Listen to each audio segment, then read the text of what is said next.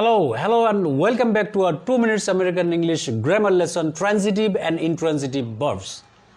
I'm Nurul Islam Akom in the company of Akom Tasunul Islam from your amazing, wonderful and fantastic channel Laisam Bangladesh.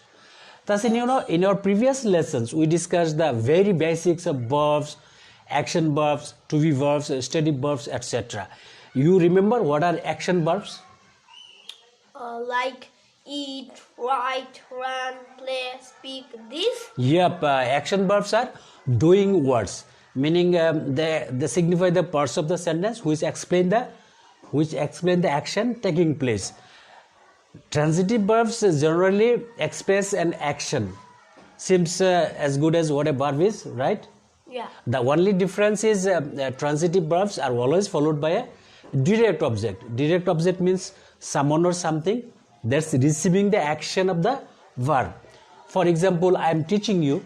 Here teaching is the transitive verbs and you is the direct object receiving the action of the verb. Get it? Yeah. Tasin, some transitive verbs have two objects, direct object and indirect object.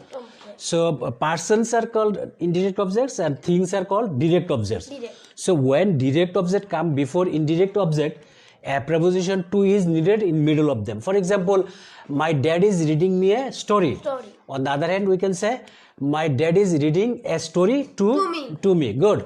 Now intransitive verbs. Intransitive verbs are verbs that show an action but they are not followed by a direct object. For example, we can say that he is smiling. Here smiling is the verb, but there's nothing that's receiving the action of the verb. Get it? Yeah. That's all for today.